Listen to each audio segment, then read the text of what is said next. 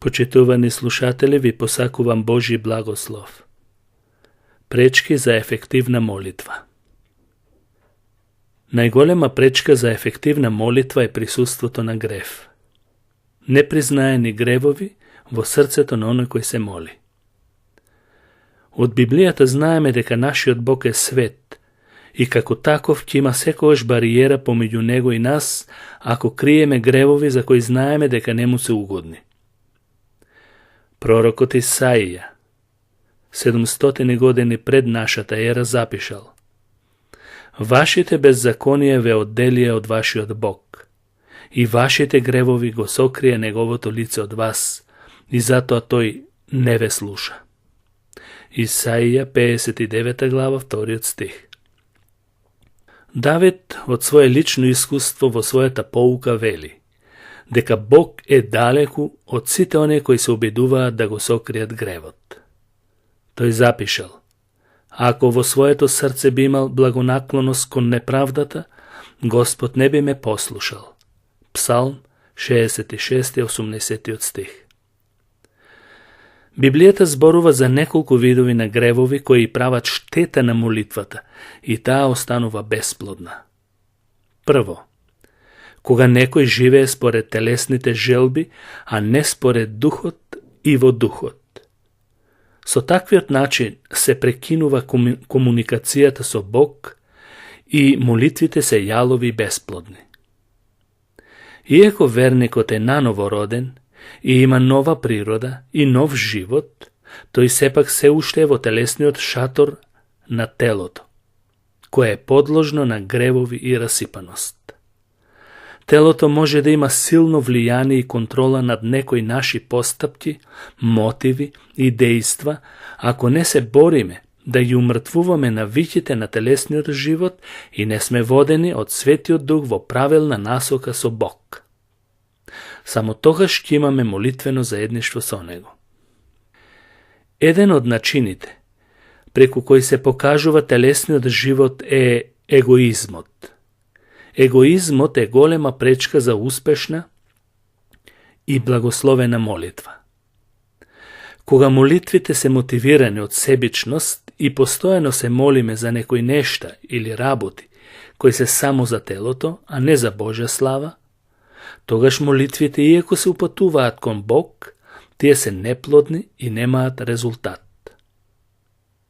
Апостол Јован вели: И ова е смелоста која ја имаме кон него, дека не слуша ако побараме нешто според неговата волја.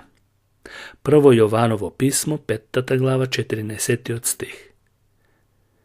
Исус во се тоа треба да ни биде пример, бидејќи знаеме дека тој секогаш се молеше да биде волјата на неговиот татко. Во Евангелието според Лука се вели: Не мојата, туку да биде твојата волја, татко. Себичните желби се секогаш усмерени за задоволство на телото.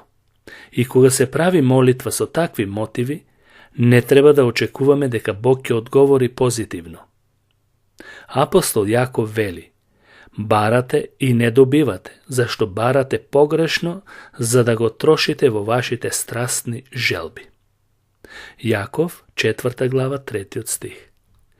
Доколку живееме според нашите телесни желби, тие се голема пречка за молитвите, бидејќи истите го стврднуваат човечкото срце.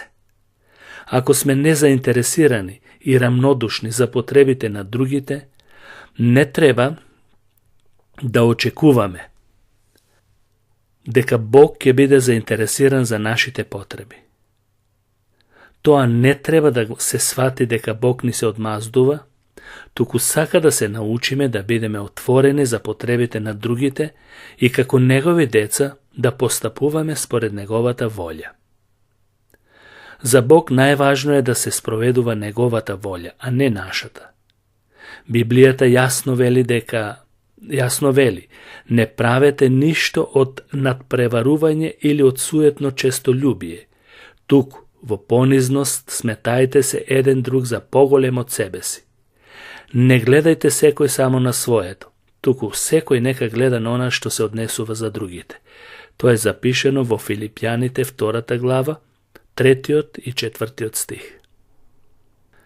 Молитвата може да биде неефективна ако нема дух на простување кон другите.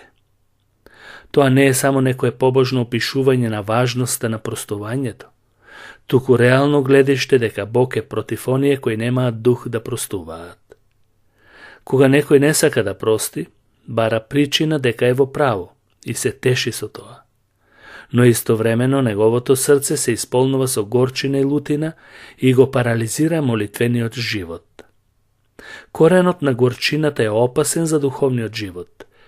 Како може некој да очекува благослови од Бог со непризнаен грев на горчина спрема другите?